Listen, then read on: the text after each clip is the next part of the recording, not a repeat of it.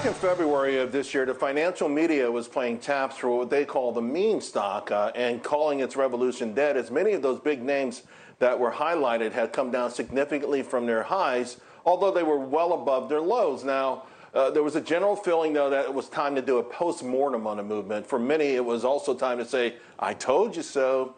Everyone eagerly reached out to Dave Portnoy, who, well, he helped, people. He made the term and the word stonks popular last year. And he was always a stand-up guy. He gave a bunch of interviews, including one with Stuart Varney on this network on February 17th. And Dave Portnoy joins me now. Dave, during that interview, there were a bunch of full screens, and they had a lot of Reddit names in there. And it struck me as I was reviewing it today. GameStop was 47, it's 217 now. AMC was $5, it's 56. Express up more than 100% to 250, now it's 577. Are you surprised how this movement held, and it seems to be gaining even more strength?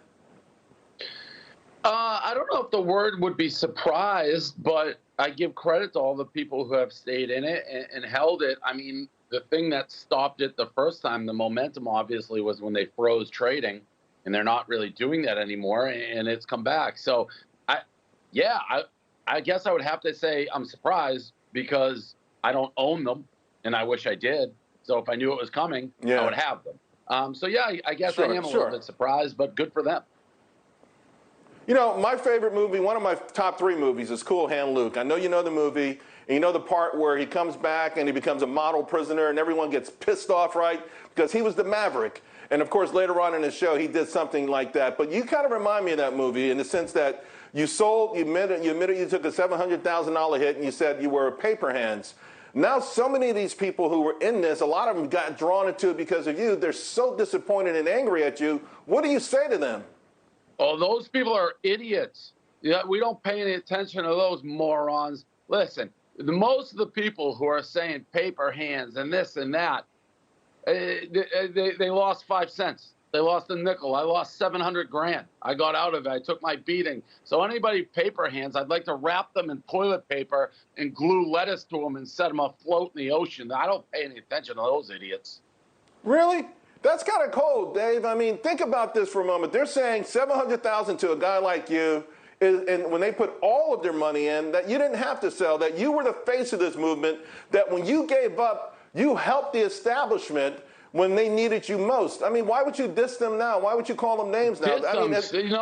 Charles, you're being a naive fool. These people, these are Twitter eggs that you're listening to. The real people who have money in it and understand how it works, they're not the ones calling names. I'd love to see the bank accounts and the receipts of these people. And by the way, I don't know what they'd be mad at me for. I sold. If they held, they'd be rich.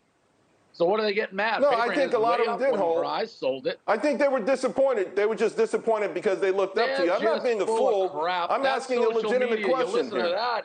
If you listen to what people say on social media, you'll never leave your mom's basement. Come on.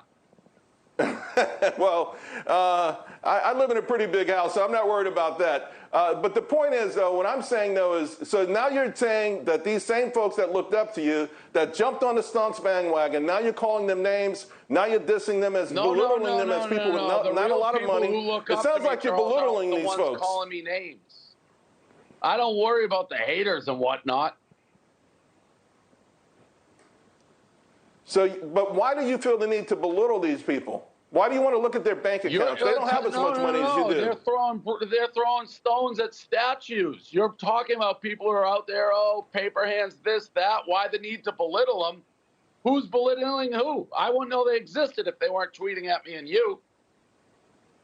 Yeah, but you could be the bigger man in this particular place. Can you see where they had a lot of faith in you? I'll come at you. You're asking me about a segment of people who live to stir the pot, and I'm surprised you're falling for it. Show me the I'm not receipts. falling for anything. The bottom line, here's the thing. Here's the thing about, Charles, can show me their trades. When I traded it, they followed suit or whatever, and they have more than 5 cents in it, then I'll apologize. All right, well, I think you're going to owe a lot of people an apology. Not that they sold when you sold, because they're saying that you were paper hands and they're diamond hands, but you didn't live up to what you were saying, that you helped create a movement, and at the first sign of danger, you were the one who blinked. And that's why they lost respect for you. They closed trading, Charles. I didn't know they could do that. Do your research and see the sequence of events. I didn't start it. I joined it. If you watch my show, I actually have chronicled this better than anyone else and why it was wrong for Robinhood. How is that why it was wrong for Robinhood to close trading. Because not everyone sold AMC at $5. Well, then some people held on to it. They wouldn't be complaining, would they?